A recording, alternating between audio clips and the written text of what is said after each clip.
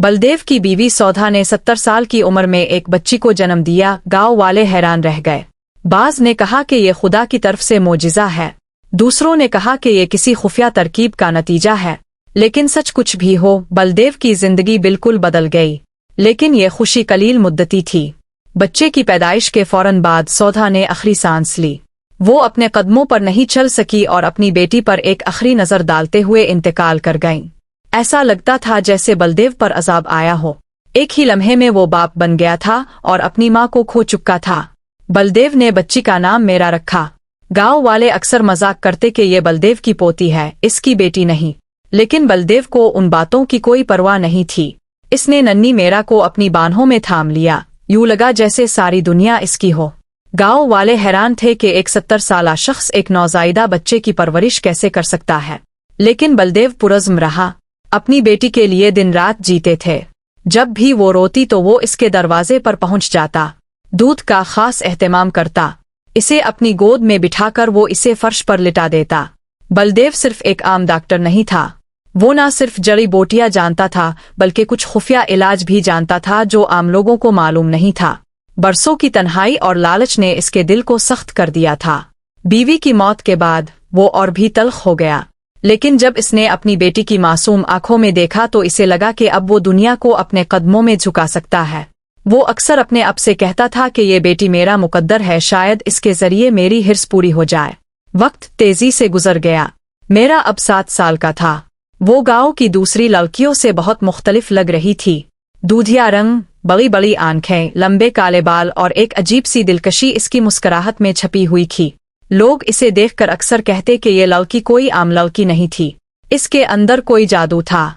बलदेव ने दिन रात इस सोच में गुजारे कि अपनी बेटी को कैसे मुनफरिद अंदाज में दुनिया के सामने पेश करे। इसके दिल में एक ख्याल पैदा होने लगा जो इंतहाई खतरनाक था। बलदेव का एक पुराना नुस्खा था जो दादा के जमाने से खुफिया रखा गया था। ये नुस्खा नायाब जड़ी बूटियों से तैयार करदा एक खास इंजेक्शन की तरह था। कहा जाता है कि ये जिस्मानी नशोनुमा को तब्दील करता है। एक शख्स की उम्र और जिस्मानी हालत मुकम्मल तौर पर तब्दील हो सकती है। गांव के बुजुर्गों ने इसे हमेशा इस अमल के खिलाफ तंबी करते हुए कहा कि ये खुदा के कानून के खिलाफ है। लेकिन बलदेव को अब खुदा आ उसूलों की परवाह नहीं थी। इसने दिल में तहैया कर लिया कि ये नुस्खा अपनी बेटी मेरा पर आजमाएंगे। एक रात जब गांव सो रहा था, बलदेव ने अपनी बेटी को पुकारा, मेरा आओ, मैं तुम्हें एक ऐसी दवा दूंगा जो तुम्हें और भी खास बना देगी। मेरा मासूम थी और अपने बाप की बातों पर सवाल नहीं कर सकती थी। बलदेव ने एक खुफिया नुस्खा से तैयार करदा इंजेक्शन निकाला और कांपते हाथों से इसे दिया। मेरा के जिस्म में आग दौड़ गई। वो अजियत से तड़प उठी और रो पड़ी। एक लम्हे के लिए बलदेव को खौफ महसूस हुआ, लेकिन फिर इसने अपनी आंखों से देखा कि चंद ही मिनटों में 7 साल की मासूम बच्ची अचानक एक जवान, खूबसूरत और दिलकश लड़की में तब्दील हो गई थी। मेरा अब परियों के मुख की शहजादी लग रही थी। इसका चेहरा दूब की तरह सफेद था, इसकी आंखें एक अजीब सी दिलकशी, इसके होंठ उबल रहे थे, इसके बाल इसके कंधों से नीचे बह रहे थे। आईने में देखते ही वो खुद कांप गई। बाबा, मुझे क्या हुआ? बलदेव की आंखें चमक उठी। बेटी की तरफ देखते हुए अपने आप से बोला, अब मेरी तकदीर बदलने वाली है। लोग इसके दीवाने हो गए और मैं इस जुनून को इस्तेमाल करूंगा दौलत जमा करने के लिए। लेकिन मेरा का दिल खौफ और शर्म से भर गया। वो समझ नहीं पा रही थी कि इसकी मासूमियत कहाँ गायब हो गई। इसने दिल ही दिल में दुआ की, ए अल्लाह, मुझे इस आजमाइश से बचा। सुबह का सूरज गांव की कच्ची गलियों में अपनी किरणें फैला रहा था। मुर्गों की बांग सुनाई दी। औरतें घड़ों में पानी भरने जा रही थी। अचानक गांव में कोहराम मच गया। लोग हैरान रह गए। वो आंखें छुपाकर बार बार घोर रहे थे। मीर दरवाजे पर खड़ी थी।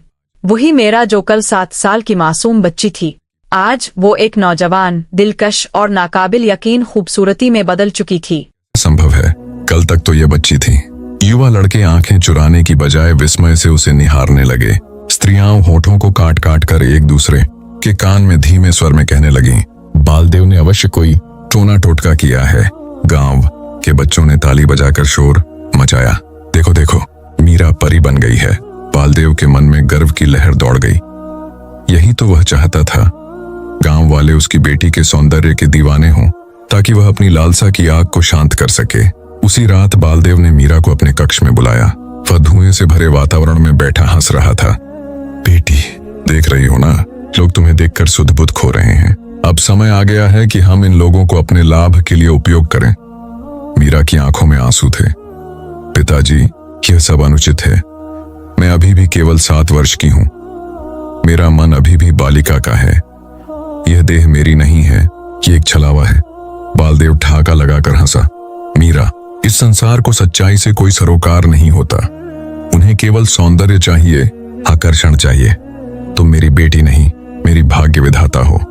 अब तुम्हारे माध्यम से मैं वह सब प्राप्त करूंगा जो जीवन भर नहीं पा सका। कुछ ही दिनों में बालदेव ने अपने कच्चे घर के बाहर एक खटिया बिछा दी। वह आने जाने वालों से कहने लगा, आओ मेरी बेटी मीरा से मिलो। ऐसा सौंदर्य तुमने आज तक नहीं देखा होगा। लोग उत्साह से आने लगे। कोई उपहार लाता, कोई मुद्रा रख जाता। युवा लड़के उसके घर के बाहर दिन रात मंडराने लगे।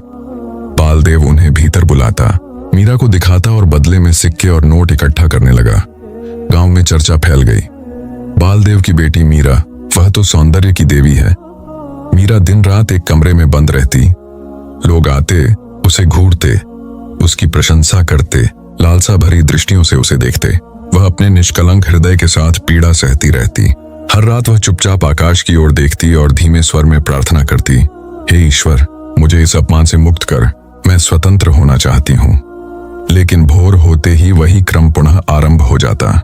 बालदेव की लोभ और अधिक बढ़ती जा रही थी।